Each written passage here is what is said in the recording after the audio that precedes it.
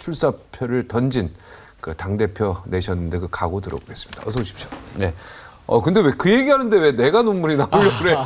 그때 너무 감동을 받아가지고. 고맙습니다. 예. 참. 아니, 정말 대한민국 그 어떻게 보면 지역 감정 해소에 정말 1등난 공신이다. 이렇게 생각해요. 무슨 뭐 개 이런 얘기를 따질 필요가 없다는 생각이 듭니다. 제가 공신이 아니고 예. 순천 곡석 사람들이 정말 그분들이 위대하죠. 대단하고 위대한 거죠. 한마디로 정치 혁명을 했고 네. 그 결과가 이제 대구, 경북, 또 부산, 경남, 울산에서 이번에 지역구도가 무너지고 네. 저는 또 거기서 무너진 것이 또 반대로 이제 또 호남에서도 계속 문이 열릴 수 있다. 네. 이렇게 봅니다. 네, 하여튼 뭐 굉장히 축하드리고요. 제가 당선된 이후에 처음 뵈가지고 예, 정말 그 하여튼 큰일 하셨습니다. 정말 존경합니다.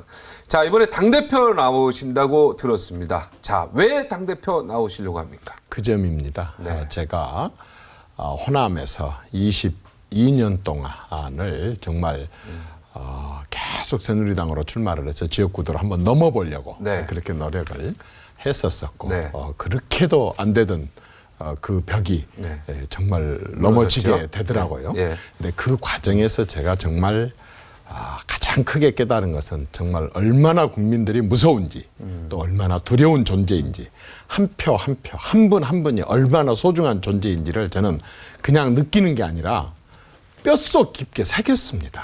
정말 저는 그래서 이게 왜 순천 곡성 사람들에게만 이렇게 하느냐. 전 국민들에게 이렇게 섬기는 정치를 해야 되지 않느냐. 더 늦기 전에 정말 대한민국 정치를 한번 바꿔보고 싶다 하는 그런 욕심에 이번에 제가 대한민국 정치를 꼭 바꿔야 되겠는데 대한민국 정치를 바꾸려면 새누리당을 바꿔야 되겠다 싶어서 출마했습니다. 가슴에 확 와닿습니다. 내가 순천 곡성 사람들 그 진짜 길거리에도 노점석 할아버지 할머니 시골에서 파 갖고 와가지고 거기 길거리에서 그죠? 저도 그 동네 가봤지만은 얼마나 많습니까, 그죠? 그런 서민들의 애환을 하나하나 보다 보니까 내가 당 대표가 돼서 이 국민을 섬기는 그런 정치인이 돼야 되겠다. 근데 먼저 새누리당부터 내가 이제 당 대표를 돼야 되겠다 이렇게 생각하신 거네요. 네. 예, 그러면 이제 더 큰 일도 하실 수 있네. 이제 새누리당 당 대표를 건너서요. 당대표 먼저 대놓고 당대표 먼저 대놓고. 예. 자, 그러면 지금 당대표에 여러 후보들이 좀 나와 있습니다. 예. 근데 우리가 언론에서 자꾸 친박해 하는데 좀 기분이 나쁘십니까? 어떻습니까? 전혀 그렇지 전혀 않습니다. 안 저는 제가 친박이라는 것, 대통령 복심이다라고 언론에서 평가한 것에 대해서 저는 영광으로 알고 털끝만큼도 비난하고 싶지 않습니다. 네. 다만 네. 제가 이번에 이렇게 새누리당 당 대표가 되고자 하는 것은 어느 특정 계파를 대변을 해서 그 계파를 더욱더 견고하게 하기 위해서 나가는 게 아니라 정말 이렇게 벼랑 끝에 서 있는 새누리당에 서 있는 땅이 이렇게 뒤흔들리는 이런 새누리당을 바로 잡고 바로 세우기 위해서 새누리당이 이쪽이든 저쪽이든 친박이든 비박이든 줄이든 비줄이든 정말 서로 간에 이제는 협력을 해서 상생을 할 수 있도록 하는 그 중심에 서는 당 대표가 돼야지 이쪽 뭐 대표 저쪽 대표를 해가지고 전당대회 끝나고 나서 또 더 세게 갈라져서 그래서 아주 새누리당이 정말 끝간데 없이 나락으로 추락하는 그런 것을 방치해 둘 수가 없기 때문에 네. 저는 이 경선 과정에서부터 어느 누구도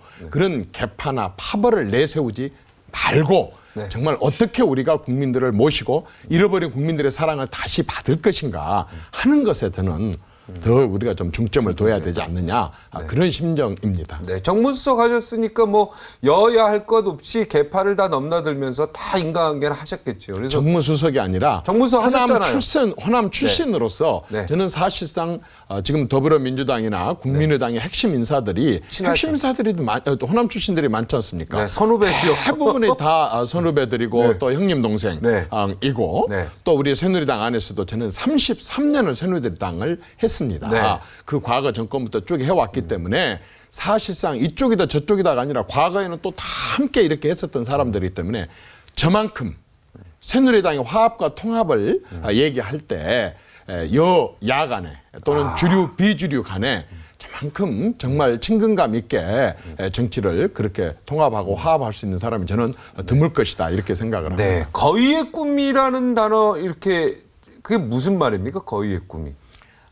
제가 그 핸드폰에 나오는 음악 컬러링이 네. 거의의 꿈입니다. 7년째 그렇게 하고 네, 그게 왜 그래요? 있는데요. 왜 제가 거의의 꿈의 가사를 처음 보고 엄청 울었습니다. 아. 꼭 제 삶과 인생이었었습니다. 정말 너무 많은 사람들이 그건 허황된 꿈이라고 그렇게 등 뒤에서 비웃고 정말 아주 그 무시하고 허황된 꿈이라고 절대로 이루어질 수 없는 거라고 얘기할 때 바로 그럴 때 그런 식으로 깨지고 그렇게 버려지고 그렇게 해서 그렇게 남루한 내 모습을 보면서 정말 포기해야 되느냐. 그럼에도 불구하고 꾹꾹 참고 22년 동안 이렇게 해오고 또 새누리당 안에서 어떤 누구도 호남 출신 저에게 따뜻한 손길 한번 따뜻한 눈길 한번 준 사람 없는 속에서 33년을 살아오면서 저는 정말 그 속에서 정말 내 꿈이 이루어질까? 거위가 그 큰 거위가 창공을 나를 수 있을까? 나를 수 있다는 걸 보여줬습니다. 새누리당 출신으로서 호남에 내려가서 2번이나 당선이 됐고 호남 출신으로서 새누리당 안에서 최고위원을 2번을 지내고 그리고 청와대 수석을 2번을 지내고 이제 국회의원 3선을 하는 여기까지 왔습니다. 저는 이 땅에 저처럼 살아가는 수없이 많은 사람들 돈도 없고 백도 없고 줄도 없고 누가 끌어준 사람도 없고 따뜻하게 눈길 한번 주지 않은데도 불구하고 열심히 살기 위해서 정말 등허리에 땀이 줄줄줄 흐르도록 하루 종일 일하는 수없이 많은 사람들 정말 그들에게 제가 희망이 되고 싶습니다. 그리고 내가 그 사람들이 얼마나 자존심 상하고 얼마나 힘들고 얼마나 억울하고 얼마나 분하고 너무 잘 알고 있기 때문에 이제 제가 새누리당의 당대표가 된다면 네. 129명의 국회의원들과 함께 바로 내가 체험하고 겪었던 그 사람들의 아픔을 제대로 대변하는 그러한 당 이런 당으로 한번 꼭 변화시키고 변모시켜보고 싶습니다. 네, 아주 감동적인데 거위 이정현 이래도 됩니까? 호를 좀 거위로 해도 돼. 그죠? 거위의 꿈이라는 노래의 그 가사에 너무 감동을 받아서 감동했습니다. 그 인생처럼 내가 하고 싶었고 결국은 난 창공을 날았다 이런 얘기인데 이거 우리 그 젊은이들한테 이런 얘기 좀 강연해 주시면 정말 좋을 것 같다는 생각이 듭니다. 어떤 사람들은 저는 거의를 그렇게 하는데 네. 많은 사람은 저보고 이제 들꽃이라는 얘기를 많이 합니다. 들꽃. 정말 혼자 네. 들에서 아무도 쳐다봐 주지 않을 때 야화. 그 비바람 네. 또 그 어둠 속에서 네. 또 풍파 속에서도 혼자 홀로 커서 꽃을 피워가는 들꽃이라는 얘기도 해서 참 네. 여러 제가 가지로 뭐 힘든 삶을 살아온 네. 것이 늘어난 저도 그 겁니다. 증인 중에 하나죠. 옆에서 뭐 증인 중에 하나니까. 예, 지금은 웃지만 많이 울었죠. 야, 이정현 의원께서 어제 그 상향식 공천제가 아니다. 상식 공천제다. 이게 뭡니까? 상식 공천제면 좀 사람들이 처음 듣는 얘기인 것 같은데요. 그동안에 국민들께서 잘 지켜보셨을 겁니다. 요즘에는요, 기업에서 직원 한 명을 뽑아도 사원 한 명을 뽑아도 1년 전에 인턴으로 뽑아서 쭉 지켜보고 정말 우리 회사를 위해서 잘 일을 할 수 있는 사람인가를 보고 네. 그리고 나서 이제 1년간 지켜보고 나서 최종적으로 선발을 하거든요. 네. 그런데 개개인이 전부 헌법기관이고 1년 예산만 386조나 되는 예산을 심의하고 결산하는 이 중차대한 국회의원을 후보 등록 하루 전날 결정하는 사례도 있습니다. 그리고 대부분이 한 달이나 한 달 반 전에 결정을 하면서 그때 몰아서 하면서 정말 부산에 출마한다는 사람을 서울로 옮기고 또 뭐 이쪽으로 옮기기도 하고 엄청 잘못됐죠. 너무 그런 일들이 어느 특정 정당만 아니고 모든 정당들이 대부분이 그런 형태로 어떤 시스템에서 운영되지 않습니다. 저는 4년 동안 내내 정말 새누리당 국회의원 129명이 어떤 경력을 갖고 있는가를 아주 정밀 분석을 한 다음에 부족한 분야, 과학 분야라든가 노동 분야, 환경 분야라든가 또 보육 분야라든가 부족한 쪽의 전문가들을 3년 전에, 4년 전에, 2년 전에 미리 발탁을 해서 당 발전을 위해서 많은 정책 말하자면 기여를 하게 만들고 그리고 나서 정치적인 자질이 있을 때 미리 사전에 공천을 주는 겁니다. 그래서 어떤 누구도 그때 공천 임박해 가지고 굉장히 서로 다투는 일이 없이 또 자기 사람 넣기 위한 경쟁 없이 그렇게 제대로 된 사람들은 미리 검증해서 하는 4년 내내 상시 공천을 하겠다라고 하는 굿 겁니다. 아이디어인 것 같습니다. 아주 좋은 내용인 것 같고 그래야 국회의원 질이 또 보장이 될 것 그렇습니다. 같다는 생각이 진리입니다. 듭니다. 네네. 어려운 질문 좀 할게요. 네네. 우병우 민정수석 막 그만둬야 된다는 목소리가 너무 높은데 우리 이정현 의원은 어떤 생각이십니까? 그만두고 안 두고는 네. 저는 그건 관심 없습니다. 아닙니다. 금방 결정 날 거라고 봅니다. 네. 지금 그 보도가 된 지가 꽤 됐지 않습니까? 네네. 벌써 아마 열흘이 넘었을걸요. 네. 그럼 그 사이에 지금 많은 조사가 이루어지고 있을 겁니다. 네. 솔직히 말하자면 사실은 이제 그분은 설령 문제가 없다 손 치더라도 본인이 오래 그 자리에 계실 수가 없을 겁니다. 네. 다만 그분도 한 인격체이니까 이미 지금 시작한다면 모르지만 이미 오랫동안 조사를 했고 우리나라 검증 시스템으로 봐서나 자정 여러 가지 시스템으로 봐서 오래지 않아 결론 날 것이고 그 결론에 따라서 또 그 결론은 결론대로 처리를 하되 다만 이제 국민들이 이번에 참 놀래고 저도 솔직히 말해서 조금 당황스러웠던 것은 네.